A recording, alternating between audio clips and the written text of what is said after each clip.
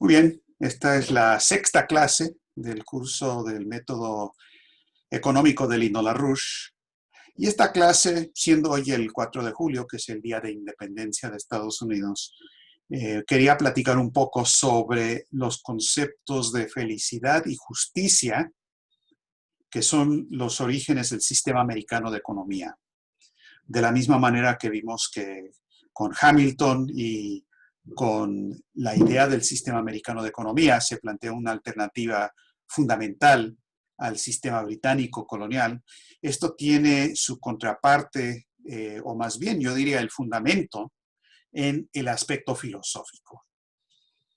Y bueno, para hablar de la cuestión de justicia y la cuestión de la felicidad, eh, y me remito a la famosa frase que es el fundamento de Estados Unidos, que es la frase tenemos el derecho de la búsqueda, derecho a la vida, la libertad y la búsqueda de la felicidad. Esta cuestión de felicidad es algo muy profundo, porque no es lo mismo que el placer de los hedonistas. Y esa diferencia es una confusión muy grande que existe hoy, grande en la práctica, en la vida social de la gente, de que piensan que la verdadera libertad es el libertinaje, es decir, la búsqueda del placer. Pero Estados Unidos no se fundó en eso. Y Estados Unidos, cuando se fundó, esto fue un avance que es patrimonio de toda la humanidad, es un logro realmente del renacimiento europeo, no es un fenómeno de la tierra estadounidense, es un fenómeno de la filosofía clásica platónica del Renacimiento europeo y en particular de Godofredo Leibniz. Ahora, Leibniz está argumentando en contra de un concepto aristotélico de la justicia, un concepto fascista de la justicia verdaderamente, que proviene pues de mucho atrás, y esto se remonta también a la pelea entre Aristóteles y Platón. Platón trata este caso, bueno, en muchos de sus diálogos, pero hay uno, me voy a referir a dos. Uno es en la República de Platón, que vimos aspectos de eso con la línea cortada, pero en el primer libro de la República, Platón hace que hable Trasímaco, y Trasímaco plantea lo que es esta idea aristotélica de justicia. Trasímaco dice de frente: yo declaro que la justicia no es sino la ventaja del más fuerte. Es decir, no hay justicia como tal que exista, es simplemente el más fuerte, la ley de la selva. Ahora, Sócrates tiene un debate profundo en una de los diálogos de Platón, que es el Gorgias, un debate muy profundo sobre esta cuestión de lo que es la justicia y el bien.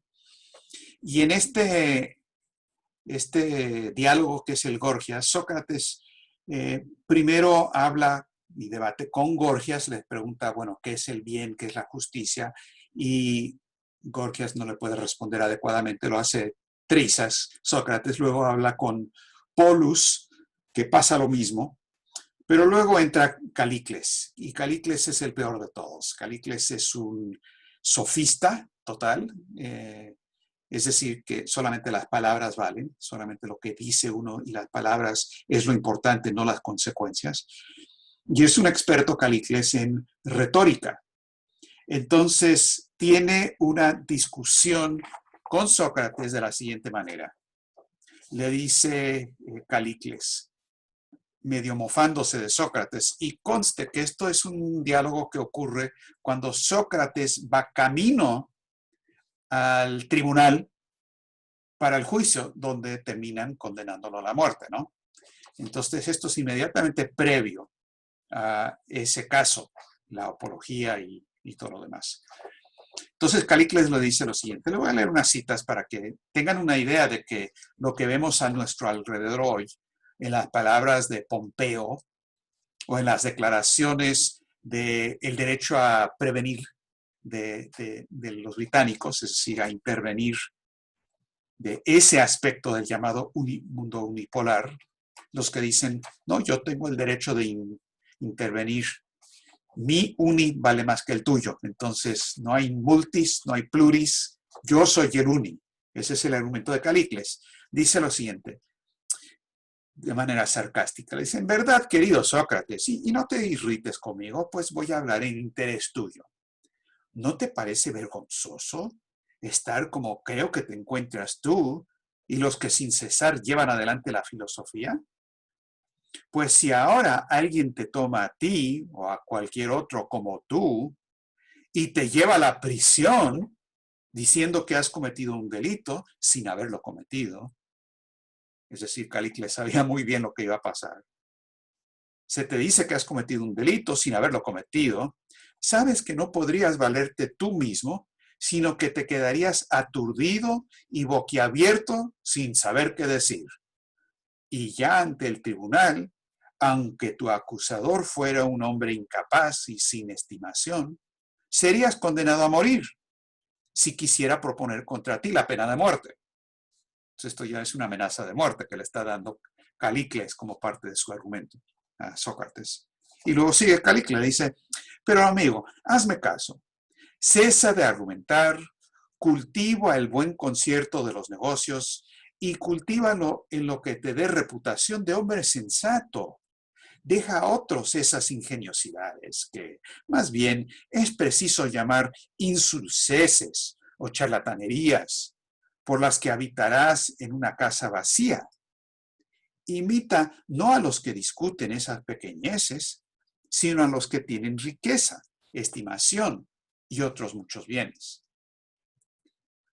Y luego Calícles arrogantemente sigue con la discusión para afirmar lo que él piensa que es lo bello y lo justo. Acuérdense de lo que ocurrió en la cuestión de Leibniz y en la cuestión de Eutifrón sobre esta cuestión de la justicia de Dios y la bondad de Dios. Entonces Calícles dice, lo bello y lo justo por naturaleza es lo que yo te voy a decir con sinceridad. A saber, el que quiera vivir rectamente debe dejar que sus deseos se hagan tan grandes como sea posible y no reprimirlos, sino que, siendo los mayores que sea posible, debe ser capaz de satisfacerlos con decisión e inteligencia y saciarlos con lo que en cada ocasión sea objeto de deseo. O sea, este es un perverso total. Darle rienda suelta a todas las pasiones posibles, a hacer lo que se te pegue la gran puerca gana, y eso es la justicia. Y si soy más fuerte que tú, se puede imponer, y esa es la justicia, y eso es lo bello, y nada más. Esto es el hedonismo total, como la motivación del hombre. Entonces Sócrates le responde a Calícles, y esto consta mucho antes de que llegaran Bentham y Hume y demás para proponer su teoría del hedonismo. Sócrates le responde a Calícles. Conste va camino a tribunales, ¿no? Dice, medito de qué modo presentaré al juez mi alma lo más sana posible.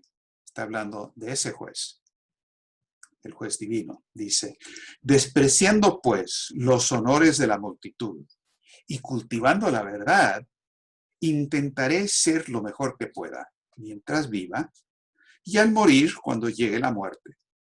E invito a todos los demás hombres en la medida en que puedo, y por cierto, también a ti, Calícles. En una conversación tan larga, rechazadas las demás opiniones, se mantiene sola esta idea, a saber, que es necesario precaverse más de cometer injusticia que de sufrirla, y que se debe cuidar sobre todo no de parecer bueno, sino de serlo, en privado y en público. Y luego termina la discusión Sócrates, se tiene que ir ya a su juicio, y le dice a estos arrogantes, sofistas, retóricos que han tratado de convencerlo de que lo van a matar y que él se va a poner a tambalear ante el juez y rendirse y todo lo demás, y que mejor de una vez acepte que tiene que darle rienda suelta a sus pasiones.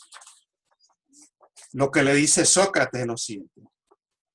Así pues, hazme caso y acompáñame allí, donde una vez que hayas llegado, encontrarás la felicidad en vida y en muerte, según enseña este relato. Permite que alguien te desprecie como insensato, que te insulte si quiere, y por Zeus, deja sin perder tú la calma, que te dé ese ignominioso golpe, pues no habrás sufrido nada grave si en verdad eres un hombre bueno y honrado que practica la virtud. Hago paréntesis. O sea, esto suena, ¿o no? Exactamente lo que dice Jesucristo, ¿verdad? No importa que te den un golpe, que te den otra, con tal y que defiendas la verdad. Entonces Sócrates termina diciendo, después, cuando nos hayamos ejercitado así en común en esta discusión, entonces ya, si nos parece que debemos hacerlo, nos aplicaremos a los asuntos públicos, a la actividad política, o deliberaremos qué otra cosa nos parece conveniente, puesto que seremos más capaces de deliberar que ahora. Entonces, esta es la respuesta contundente al argumento de los hedonistas de hoy, a la gente que argumenta que se requiere una fuerza autoritaria para imponer el bien, que el hombre simplemente es alguien que tiene que defender y buscar saciar sus propias pasiones bestiales. Entonces Sócrates ya le dio la respuesta a ese asunto. Ahora, esto es algo que surge en la teoría filosófica de Hobbes, Thomas Hobbes. Y tengo aquí una pequeña cronología que quiero compartir con ustedes como hice la otra vez con otra. Esto es sobre lo que es la fuente del empirismo radical británico. Y uno de los primeros contra quien combate Leibniz es Hobbes, que vive de 1588 a 1679. Luego Locke, que es el contrincante directo de Leibniz. Después viene Newton y Hume, del que ya hemos hablado bastante, Adam Smith, Bentham, del que hablaremos un poco, y Malthus. Todos forman parte de lo mismo, vienen de la misma, exactamente de la misma tradición. Ahora, Hobbes, en su Leviatán, estoy hablando de todo esto porque Estados Unidos se fundó como nación y como fue ejemplo para todo el mundo en su momento, en base al concepto totalmente contrario al de Hobbes, al de Calicles y al de Aristóteles, e hizo de eso una fuerza social, una nación organizada en base a un concepto diferente. Y ese concepto sigue tan válido hoy como lo fue en su momento, este día, el 4 de julio de 1776, cuando se firmó la Declaración de Independencia. El que nos hemos desviado a veces y hasta a menudo de esa orientación en la historia de mi país, como en el de ustedes también, no hace que esta verdad en la que se fundó Estados Unidos, no hace que eso deje de ser verdad y la orientación correcta hoy día también. Entonces Hobbes en su Leviatán dice, y ojo que Henry Kissinger dice que Hobbes es el fundador de todo el concepto de la política exterior británica, y en eso tienes razón, así lo caracteriza el doctor Henry Kissinger. Entonces, lo que... Segundito, perdí algo aquí que necesito. Pero bueno. Entonces, lo que dice Hobbes básicamente es que el hombre tiene que someter su voluntad a la del tirano, necesariamente. Dice, conferir todo su poder y fortaleza a un hombre o a una asamblea de hombres, vox populi, todos los cuales por pluralidad de votos puedan reducir sus voluntades a una sola voluntad. Esto equivale a decir, elegir un hombre o una asamblea de hombres que represente su personalidad y que cada uno considere como propio y se reconozca a sí mismo como autor de cualquiera cosa que haga o promueva quien representa su persona. esta es la generación de aquel gran Leviatán, o más bien, hablando con más reverencia, de aquel Dios mortal, al cual debemos, bajo el Dios inmortal, nuestra paz y nuestra defensa. Es decir, esto sí que es unipolaridad, bajo Leviatán. Pero fíjense el argumento de Hobbes en esto. Dice, bueno, pero ¿por qué necesitamos un Leviatán? Y tiene un argumento para él contundente de por qué tenemos que tener un dictador, un Leviatán, para que nos controle. Dice, bueno, lo que pasa es que el estado natural del hombre es de la guerra de uno contra todos, que somos axiomáticamente individuos que estamos en guerra con los demás de forma natural. Dice, durante el tiempo en que los hombres viven sin un poder común que los atemorice a todos, se hallan en la condición o estado que se denomina guerra. Una guerra tal que es la de todos contra todos. O sea, la ley de la selva. Entonces, si esa es la ley fundamental del hombre, pues si no queremos tener la guerra de todos contra todos, pues necesitamos un Leviatán que se imponga o que lo votemos, da lo mismo. Ese tipo de democracia, pues, es exactamente lo mismo que una dictadura.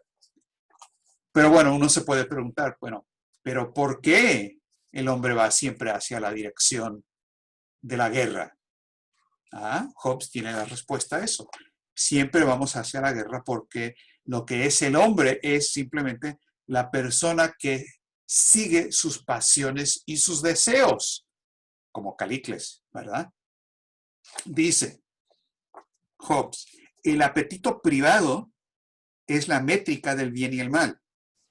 La felicidad es el progreso continuo de desear un objeto a desear otro. ¿Conocen gente así? Que para ellos la felicidad, según dicen, es una vez que logren saciar su deseo, necesitan encontrar algo más para saciar su deseo. Y se vuelven adictos a esa pasión. Entonces, como esa es la naturaleza fundamental del hombre, dice Hobbes, pues obviamente siempre hay guerra, porque lo que yo deseo y donde es mi apetito, pues no es lo mismo que el tuyo, y yo te voy a quitar lo tuyo para yo utilizarlo. ¿Pero por qué? Hobbes tiene la respuesta de por qué el hombre está regido por sus deseos. ¿Por qué? Porque no existe la creatividad. No existe libre albedrío. Lo único que existe, según Hobbes, es la percepción sensorial, que la verdad es la percepción sensorial. Por lo tanto, no hay creatividad y por lo tanto uno se rige por saciar los apetitos. Y les voy a leer la cita de Hobbes. No existe concepto alguno en la mente del hombre que no haya sido engendrado primero en su totalidad o por partes en los órganos de los sentidos. El resto se deriva de ese original. Ahora, esto lo podría haber escrito Aristóteles. Y a lo mejor lo escribió Aristóteles y se lo fusiló Hobbes, no sé. Pero esto es lo que dice Hobbes en Leviatán. Este es el argumento de que solamente existe la percepción sensorial. Y por lo tanto, si esta es la naturaleza del hombre, del conocimiento, del universo, las relaciones sociales, y necesitamos un Leviatán, ¿qué es la justicia bajo ese caso? Bueno, dice Hobbes, no nos hagamos, la justicia no existe. Lo que existen son leyes, eso sí, y se tienen que obedecer, no porque son justas, se tienen que obedecer porque la autoridad dice que hay que hacer eso. Ven el paralelo con lo que les decía antes de la pregunta de Leibniz, de que todos sabemos que lo que hace Dios es bueno y justo, pero es bueno y justo porque Dios dice que sí, o Dios dice que sí y lo hace porque es bueno y justo. Hobbes tiene el argumento de que no hay justicia y que solamente hay leyes. Dice, en esta guerra de todos contra todos se da una consecuencia, que nada puede ser injusto.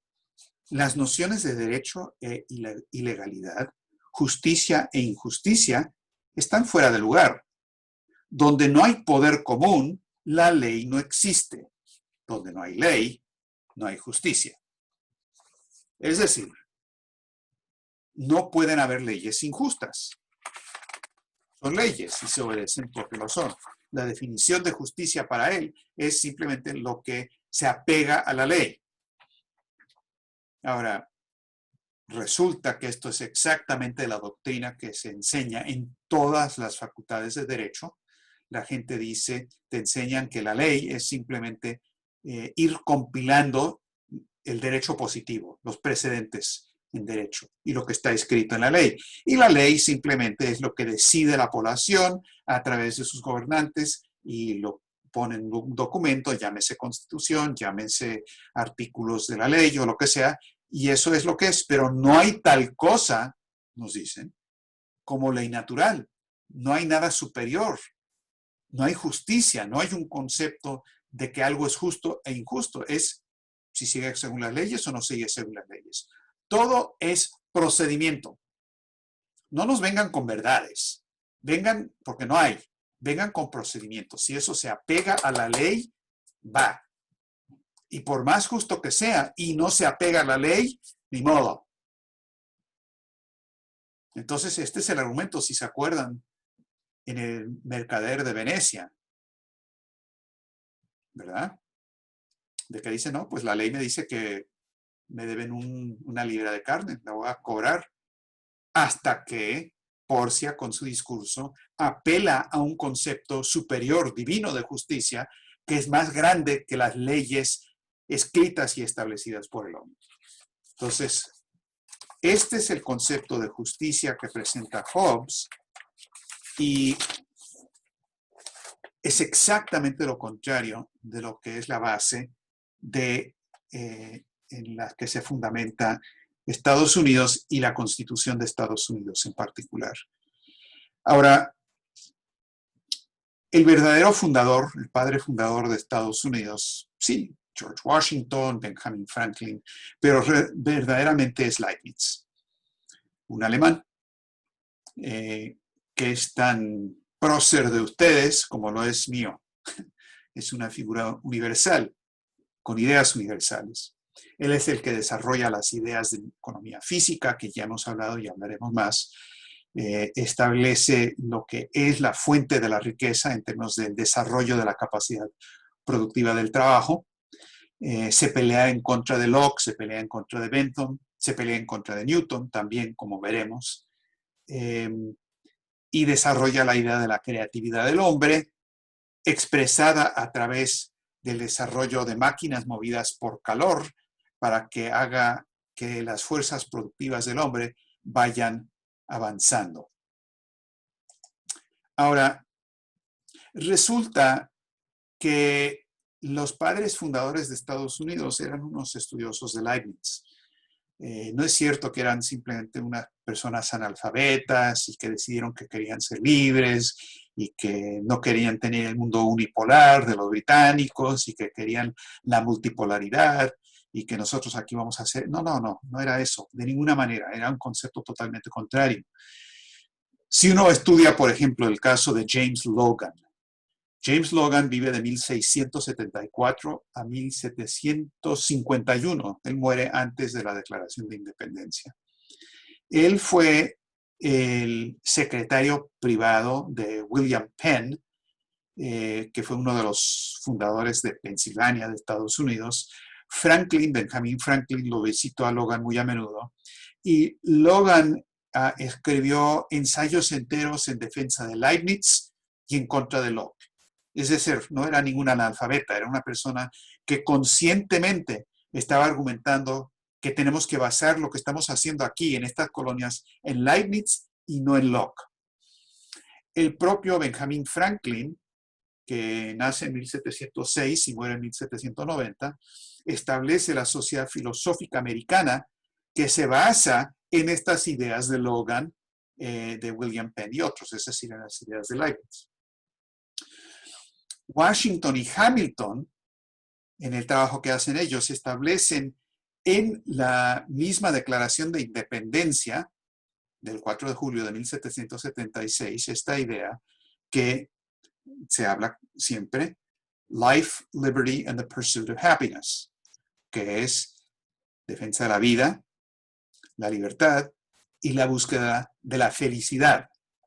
Y esta cosa de felicidad es muy importante, porque esto distingue el sistema americano del sistema británico y distingue, por cierto, lo que fueron los estados confederados que se rebelaron y trataron de fragmentar a los Estados Unidos bajo la batuta de los británicos y cambiaron la frase de defensa de la vida, la libertad y la búsqueda de la felicidad. Ellos lo cambiaron por vida, libertad y propiedad. Olvídense de búsqueda de la felicidad. Propiedad, propiedad. Es decir, los esclavos que eran propiedad de ellos. Entonces lo argumentaron en esa manera.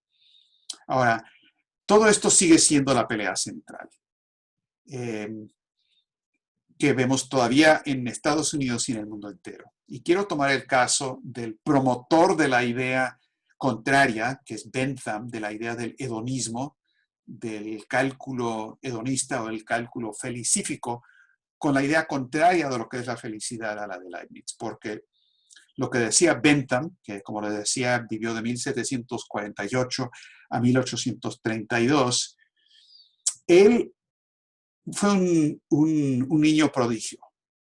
A los 3 años de edad sabía latín, a los 5 tocaba el violín, a los 12 años entró a Oxford y a la Universidad del Colegio de Londres, y es tan héroe ahí en esa universidad del Colegio de Londres, se llama Universidad Colegio de Londres, que cuando murió, cuando falleció, lo que hicieron es que le hicieron una autopsia, una disección para tratar de ver por qué era tan brillante, para ver dónde encontraban en su cerebro eso.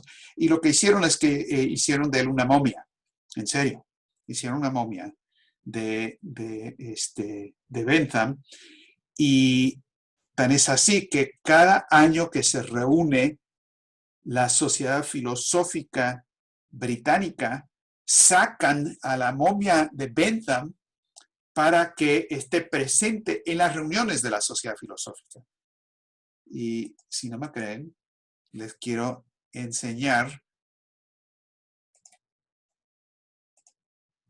la momia de Bentham. Es el que está del lado izquierdo, por si no estaban seguros. El otro creo que es de la película del regreso de la momia. Pero ese es Bentham, esa es la momia de Bentham. Y cada año, cuando los estudiantes universitarios no roban la momia, porque les parece muy divertido hacer eso, lo hacen de vez en cuando, pero no, hace acto de presencia, preside la momia de Bentham. Entonces, Bentham es una figura absolutamente nefasta. Bentham es el que le escribe los discursos a los autores de la Revolución Jacobina Francesa, totalmente en contra de la Revolución Americana. Él le escribió en los discursos, en su hacienda de Boward, en Londres, los discursos que luego se leían por parte de los jacobinos, y él siempre, siempre fue un enemigo de la Revolución Americana. Más bien, era un amigo personal, Bentham, de Aaron Burr. Ahora, Aaron Burr fue un agente británico que es el que asesinó a Hamilton en el famoso duelo, donde le pegó el tiro. Y después de matarlo a Hamilton, lo que hizo Burr es que se fugó para pedir asilo en Inglaterra, cosa que le dieron, y se fue a vivir con Bentham. Y tuvieron varias conversaciones sobre entre los dos. Bentham escribió lo siguiente, para darles una idea. Todo porque tenemos que presentar la contraparte de lo que es la Revolución Americana. Bentham dice lo siguiente en su introducción a los principios de la moral y de la legislación. La naturaleza ha colocado a la humanidad bajo el gobierno de 2 señores soberanos, el dolor y el placer. Les toca solo a ellos señalar lo que debemos hacer, así como determinar lo que haremos. Nos gobiernan en todo lo que hacemos, en todo lo que decimos y en todo lo que pensamos. Un hombre podrá abjurar con palabras de su imperio, pero en realidad permanecerá igualmente sujeto a él. Entonces, búsqueda de placer, evitar el dolor. Esto es lo que es soberano en el hombre. Y por lo tanto, como al igual que Calicles y al igual que Hobbes, eso es lo que busca el hombre, es saciar sus apetitos. Eso quiere decir que la única manera de definir lo que va a hacer la sociedad es o hacerlo como dijo Calicles con un dictador, o nos dice Bentham, podemos hacer un cálculo felicífico. Es decir, podemos hacer sumas y restas y sacar de lo que es el gusto de todos y lo que quieren evitar, hacer un cálculo que produzca la suma mayor de bien para los individuos y el mal menor. Entonces, esa es la manera en que se calcula lo que debe hacer una sociedad. Se toman las pasiones más bestiales del hombre, cada quien hace lo suyo, y pues la sociedad es simplemente un acuerdo social para ir haciendo ese cálculo felicífico. Y lo dice de la siguiente manera la momia. Dice, por principio de utilidad significamos aquel principio que aprueba o desaprueba cada acción, cualquiera que fuera, según la tendencia que parece tener para aumentar o disminuir la felicidad de la parte cuyo interés está en discusión. Por utilidad significamos la propiedad en cualquier objeto por medio de la cual tiende a producir beneficio, ventaja, placer, bien o felicidad. Todo lo cual en este caso es lo mismo. Ojo, para él felicidad es lo mismo que placer. Todo lo cual en este caso es lo mismo, o lo que también es lo mismo, a prevenir el perjuicio, el dolor, el mal o la infelicidad. Y claro, esta teoría utilitarista es exactamente la teoría moderna de la economía. Claro, le han colocado algunas cosas de econometría, han dicho que no es la utilidad total, sino la utilidad marginal que nos da, es decir, ese margen adicional de placer que tienes que saciar con lo que consumes, ¿no? Eso es lo que es la economía actual, la teoría económica actual, no la economía, la teoría. Entonces, todo es simplemente una interacción entre estas pasiones individuales. Y claro, esto es exactamente el concepto de la física de Newton. Es la interacción de todas las bolas de billar. Cada cosa definida en sí, no hay un proceso general, simplemente hay estas particularidades.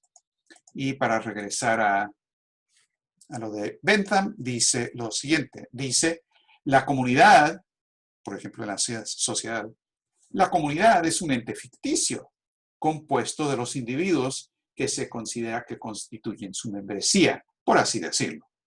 El interés de la comunidad es, entonces, ¿cuál? La suma de los intereses de los varios miembros que la componen. Bueno, pues muy fácil, ¿no? Uno simplemente hace las sumas y las restas y lo que queda, pues, es la sociedad. Y claro, el que tenga más poder es el que puede imponer su voluntad por encima de los otros. O aunque se haga todo eso con un voto democrático de cada persona, si se parte de la premisa de que el hombre es un aparato que busca saciar sus apetitos, como nos decía Calicles y como nos dijo Hobbes y como nos dice Bentham y como nos dicen todos los teóricos del monetarismo económico, entonces la sociedad no es simplemente más que la suma de la utilidad que encuentran o buscan todos estos individuos. Por lo tanto, para Bentham, como para Calicles, como para Aristóteles, no hay Dios. El único Dios es la utilidad como tal. Uno no tiene que tratar de entender lo que es la voluntad de Dios, uno no tiene que tratar de asemejarse a Dios, uno no tiene que tratar de portarse bien. Esto lo dice Adam Smith, lo dice Mandeville, que es uno de los teóricos en los que se basó Smith, que dice simplemente cada quien tiene que buscar todos los males personales posibles y de ahí sale el bien común. No se preocupe. Es la mano invisible de Adam Smith. haz lo que se te pegue la gana. Siempre hay una mano invisible y eso es lo que va a determinar. Y nosotros no nos tenemos que preocupar de lo que es la intención de Dios, el orden de Dios. No se puede saber eso de ninguna manera, de todas formas, dice Adam Smith. Solamente haz lo que te digan tus apetitos. ¿Verdad? Cada quien con sus apetitos. Ven acá, mijita, voy a satisfacer mis apetitos. Eso es Adam Smith y Calicles y Bentham. Entonces, por eso Bentham escribe obras como, por ejemplo, y esto es verdad, En defensa de la usura, y otro que se llama En defensa de la pederastia. Sí, en defensa de la pederastia, y lo argumenta exactamente como lo dije. Y también Bentham es uno de los primeros promotores de los derechos de los animales, que hay que darle un nivel equivalente a los derechos de los animales, porque ellos también sufren, ellos también sienten dolor, les gusta el placer. No hay diferencia específica de la especie humana de los animales. Entonces hay que tomar en cuenta los derechos de los animales, igual que los derechos de los seres humanos. Es decir, esto es un hedonismo a ultranza. Entonces, esto se refleja en la política, en la cuestión de la reducción de la identidad del individuo a simplemente la búsqueda del placer, el hedonismo particular. Y claro, uno se asocia con la gente con la que uno identifica esa definición estrecha. Y de ahí toda la política de la identidad de género, la identidad en la raza, en la identidad. O sea, mi identidad, yo solamente me siento bien con las personas que no solamente se tienen que llamar Denis como yo, sino también tienen que usar gafas o lentes. Y si no quiero saber de ellos. Yo me identifico con ellos. Todos los demás son ajenos, es más, peligrosos, y me voy a defender. Y he establecido la asociación de los Denis que usan lentes en contra del resto de la humanidad. Soy muy liberal, por lo tanto, puede ser una persona negra o hispana, con tal y que se llame Denis y use las lentes. Es más, puede haber un animal, un perro que se llame Denis y que use gafas y también. Ese es el argumento de Bentham. Si querían saber de dónde está saliendo todo esto. Ahora, quiero regresar al tema de Aaron Burr. Porque Aaron Burr fue un agente británico, mató a Hamilton y fue un benthamita, pero de hueso colorado. Aquí tienen algo que dijo Aaron Burr. Dice, de hecho, Bentham es el modelo más perfecto que he visto o imaginado de la excelencia moral e intelectual. Es el amigo más íntimo que tengo en este país. Estaba ya en Londres. Y mi asociado constante. Vivo en su casa y formo parte de su familia. No digo más, yo no sé. Pero eso es lo que dijo. Ahora, luego aquí pueden leer lo que Bentham dijo de Aaron Burr. Y como van a ver aquí, Aaron Burr también tiene mucho que ver con México, no nada más con la pelea en Estados Unidos. Entonces, dice Bentham, había muy buenas pruebas de la analogía entre sus ideas, las de Burr, y las mías. Vino acá, a Londres, esperando que este gobierno lo ayudaría en sus emprendimientos en México. Ahorita les platico. Realmente pretendía hacerse emperador de México. Bentham. Me dijo que yo sería el legislador y que enviaría un buque de guerra por mí. Me contó sobre su duelo con Hamilton. Él estaba seguro que lo iba a matar, así que yo lo consideré poco mejor que asesinato, lo que es cierto.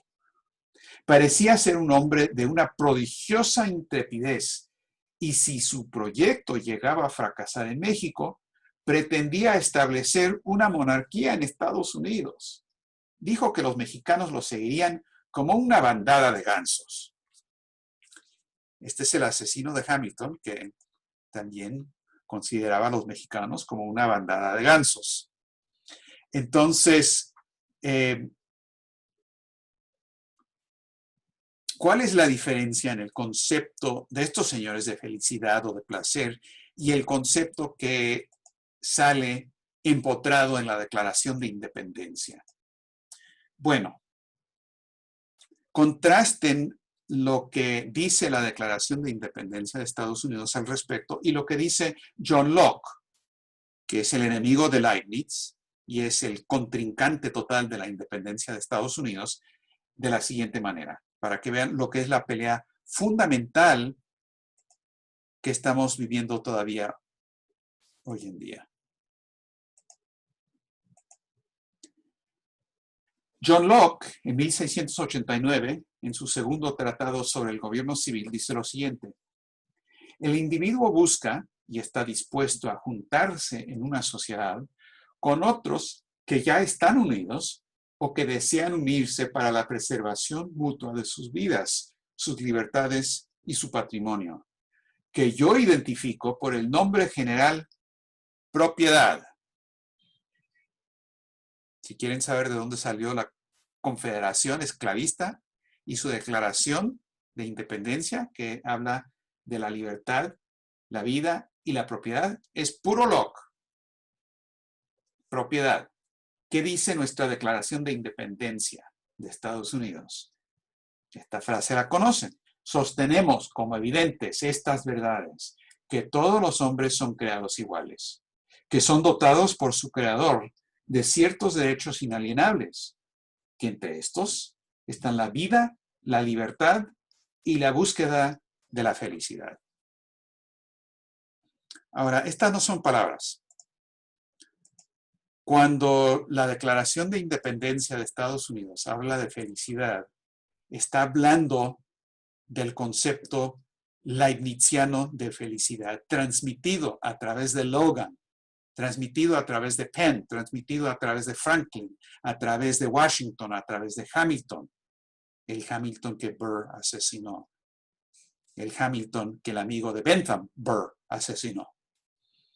Esa idea de felicidad es la que presenta Leibniz en todos sus escritos, pero hay uno en particular que quiero presentarles para cerrar esta discusión, que es un escrito que se llama Felicidad, de 1694, si no me equivoco. Sí.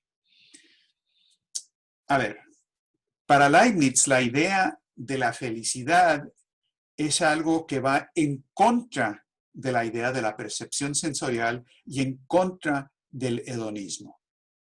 Y lo dice explícitamente. Dice lo siguiente Leibniz. Se los pongo en pantalla.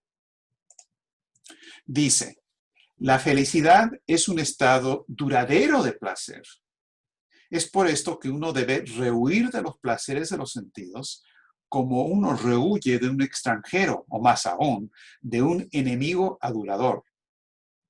El conocimiento es de dos tipos, el de los hechos y el de las razones.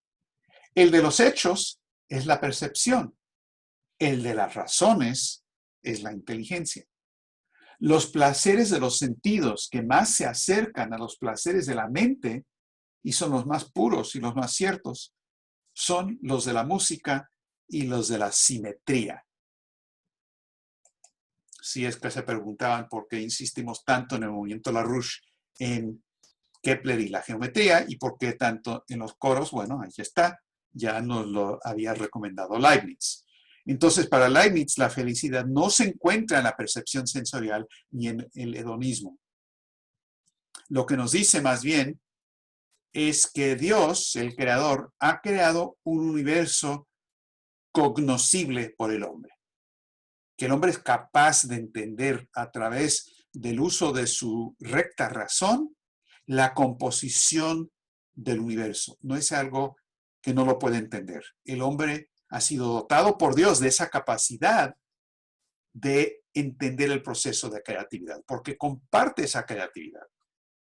Y lo dice de la siguiente manera Leibniz en este mismo escrito sobre la felicidad.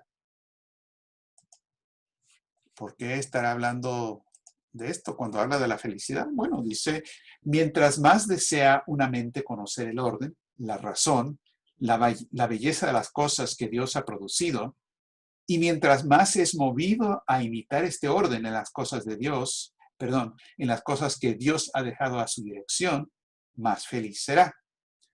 Uno avanza hasta su bien propio al trabajar por el de otros. Repito, uno avanza hasta su bien propio al trabajar por el de otros. Así, la sabiduría soberana ha regulado las cosas tan bien que nuestro deber ha de ser también nuestra felicidad, que toda virtud produce su propia recompensa y el crimen se castiga a sí mismo tarde o temprano. Entonces, esto se compagina con la idea de Leibniz de que lo bueno y lo justo es una verdad conocible por el hombre y que Dios hace lo bueno y justo porque es bueno y justo. No es cuestión de una autoridad externa arbitraria. Es decir, que para Leibniz, él tiene una fe absoluta en un Dios que ha creado un universo que su mente es capaz de entender. ¿Por qué? Porque el hombre es creativo. Y por ninguna otra razón. Entonces, este es el argumento que desarrolla Leibniz de que uno es capaz de entender estas cosas en base a lo que él llama el uso de la razón necesaria y suficiente. Es decir, que todas las cosas tienen una razón por la que son así. No es arbitrario. Uno puede descubrir que hay una razón necesaria y suficiente para que, ¿qué? Para que exista la gravedad, para que amanezca de un día para el otro, contrario a lo que dice Bertrand Russell. Que el universo, dice Leibniz, es así y no asá. No es arbitrario. Y que uno, por lo tanto, puede, y esto lo habla en su discurso de metafísica, que uno es capaz de conocer o trabajar por conocer lo que él llama la voluntad presuntiva de Dios. La voluntad presuntiva de Dios. Uno no es Dios, no somos Dios, pero sí somos capaces, a través de nuestra creatividad, de entender, aproximarnos a la voluntad presuntiva de Dios y actuar de esa manera. Y lo dice de la siguiente manera nuestro amigo Leibniz. Dice: el actuar de manera conforme al amor a Dios no es suficiente forzarse a ser paciente, sino que tenemos que estar realmente satisfechos con todo lo que recibimos de acuerdo a su voluntad. Me refiero a esta aquiescencia respecto al pasado, porque respecto al futuro, uno no debe ser un quietista con los brazos doblados, abierto al ridículo, esperando aquello que Dios hará, de acuerdo al sofisma que los antiguos llamaban la razón perezosa. Es necesario actuar de manera conforme a la voluntad presuntiva de Dios, hasta donde somos capaces de tener juicio al respecto, tratando con toda nuestra fuerza de contribuir al bienestar general y particularmente a la ornamentación y perfección de aquello que nos toca. Es decir, tenemos que lograr que todo lo que nos rodea sea lo mejor posible. Hay que organizar para producir el bienestar general. Y uno es capaz, dice Leibniz, de utilizar la creatividad para llegar a un concepto de la voluntad presuntiva de Dios. Es decir, uno tiene libre albedrío, tal y como estábamos comentando antes, pero el uso de ese libre albedrío puede y tiene que estar acompañado del uso de la razón para tratar de distinguir la voluntad presuntiva de Dios y usar eso para participar con él en el proceso de creación del universo físico. Porque el universo físico es antientrópico, está en proceso de desarrollo continuo y nosotros somos partícipes. Entonces la ciencia y la moralidad son una y la misma cosa. Entonces, esta es la idea que tiene Leibniz Y lo expresa de una manera muy política también. Él dice que hay que actuar políticamente, tal y como lo dijo también Sócrates. Los invitó a actuar. Les dijo, vénganse, formen parte del movimiento de juventudes larruchistas, perdón, socráticas de ese momento. Y esto es lo que dice Leibniz en su Sociedad y Economía. No solo buscar la majestad de Dios en la naturaleza, sino imitarla. Y por lo tanto honrarlo no solo con alabanzas y oraciones o con palabras o pensamientos, sino también con buenas obras. No solo contemplar el bien que Él ha hecho, sino dedicarse y ofrecerse uno a Él como un instrumento y de esa manera lograr mayor bien para el mundo y especialmente para la raza humana, ya que el hombre es lo mejor de toda la creación visible en la que tenemos la capacidad para obrar. Es decir, podemos obrar para lo que él llama el bien para el mundo, el bien común, el bienestar general. Exactamente el concepto fundamental también de la Constitución de Estados Unidos. Entonces, este es el concepto leibniziano. Esto va totalmente en contra de Aristóteles, de Bentham, de Hobbes, de Locke y de la gente que ahora los británicos promueven ese concepto bestial del hombre. Ahora, breve epílogo. Burr asesinó a Hamilton.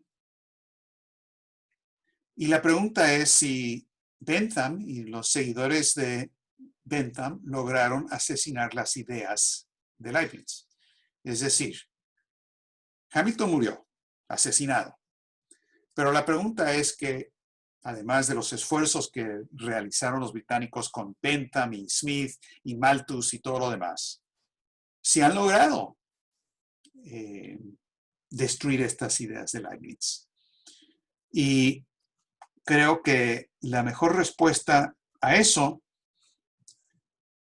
está en la siguiente cita, que no les voy a decir primero quién lo dijo o quién lo escribió. Es una persona que fue a hablar con Bentham y tuvo un debate con él y una discusión muy larga, muy interesante, muy filosófica. Y una de las cosas que dice esa persona es esta frase final. Dice, yo dije, o sea, esta persona, yo dije que las pruebas del intelecto en las operaciones del mundo material eran tan decisivas para mi mente que las de la existencia de la materia misma. El intelecto no reside en la materia, sino que la moldea y la controla. ¿Qué es ese intelecto y dónde está? En todos lados, en sus efectos, en ningún lado perceptible a los sentidos. Ahora, esto lo pudo haber dicho Platón, lo pudo haber dicho Leibniz, lo pudo haber dicho Lino LaRouche, pero quien lo dijo fue John Quincy Adams, primero secretario de Estado de Monroe y luego sexto presidente de los Estados Unidos, en un artículo sobre el tema de la razón versus el empirismo británico. Es decir, en ese momento tuvimos presidentes filósofos, presidentes capaces de pensar a la altura de un Leibniz. Teníamos lo que Platón buscaba y quería, un filósofo rey, no en el sentido de tener una monarquía absoluta, sino en el sentido de que lo que hay que obedecer es la razón, es la creatividad. Y lo que tenemos que lograr en el mundo político, en el mundo internacional, pienso yo, y esta es la mejor manera para mí para celebrar lo que realmente significa el Día de la Independencia de Estados Unidos, tenemos que lograr que este concepto del hombre prime en el mundo internacional. Y creo que eso es lo que nos compete a todos.